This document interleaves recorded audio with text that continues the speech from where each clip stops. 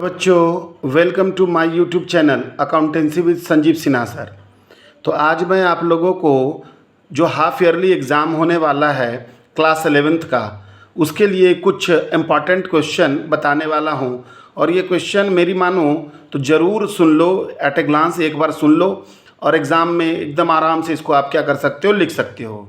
जैसा कि आप जानते हो कि जैक बोर्ड में 40 मार्क्स का एग्ज़ाम होने वाला है और उसी 40 मार्क्स के एमसीक्यू क्वेश्चन के लिए मैंने ये कुछ इंपॉर्टेंट क्वेश्चन आप लोगों के लिए निकाला है।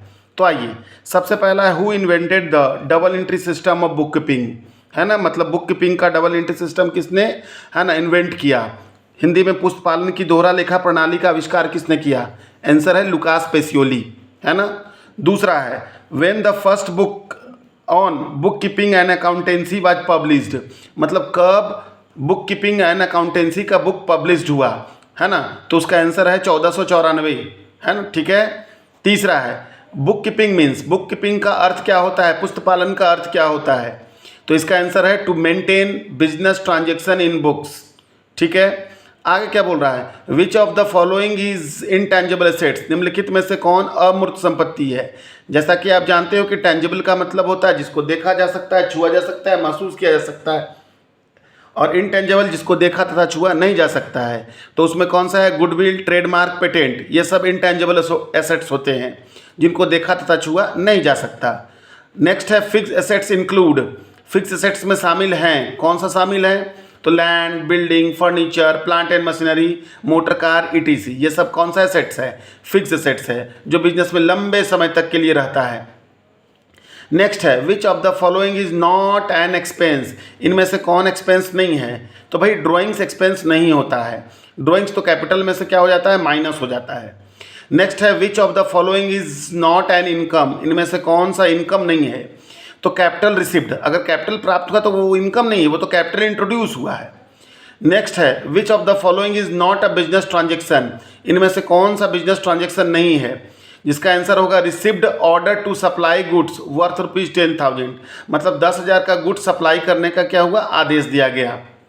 Next, a person who has to pay money to the firm is called, एक व्यक्ति जिसको कि फर्म को रुपया क्या करना है, देना है, वो क्या कहलाता है? तो डेटर कहलाता है। नेक्स्ट है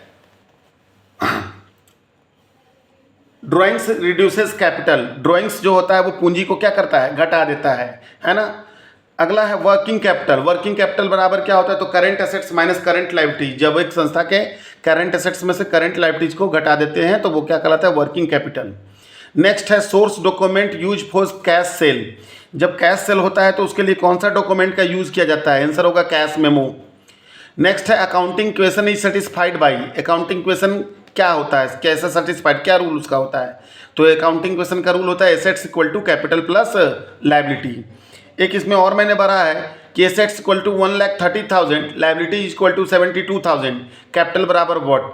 तो कैपिटल बराबर फार्मूला को उलट दिए, assets minus liability is equal to 64,000, ठीक है।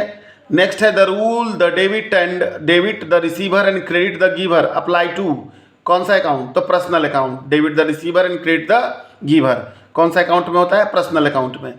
नेक्स्ट है the rule debit what comes in and credit what goes out, debit what comes in और क्रेडिट व्हाट गोज आउट कौन से रूल में होता है? तो रियल अकाउंट में। नेक्स्ट है the rule debit all expense and losses and credit all gains and income, मतलब कि डेबिट ऑल एक्सपेंस और credit all gain and income कौन सा अकाउंट का रूल है? तो नॉमिनल अकाउंट का। अब थोड़ा सा मैंने समझाने का कोशिश किया ताकि आप पर्सनल, रियल और नॉमिनल वाले क्वेश्चन को बना लो। तो यहाँ पर मैंने लिखा है कि account related to a person, firm और company name is called personal account, मतलब ऐसा अकाउंट जिसका संबंध नेम से होता है, चाहे वो नेम कंपनी का हो, है ना, या फिर पर्सन का हो या फिर संस्था का हो, है ना, उसको पर्सनल अकाउंट के नाम से जाना जाता है। जैसे Ram account, Mohan account, Tata company account, Holy Family Hospital account, J college account, these are the example of कौन सा अकाउंट? Personal account. दूसरा है real account, account related to name of assets is called real account, मतलब assets से संबंधित जितने भी account होते हैं उन अकाउंट को रियल अकाउंट के नाम से जाना जाता है। Land account, building account, machinery account, cash account, ये सब एसेट है और एसेट से संबंधित जितने भी अकाउंट होते हैं वो सब रियल अकाउंट के नाम से जाने जाते हैं।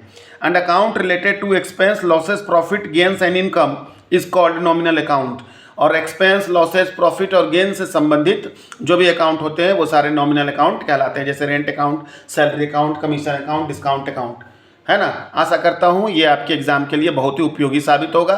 सो इसे देख लें, बार बार देख लें ताकि आपके दिमाग में आ जाए। Thank you.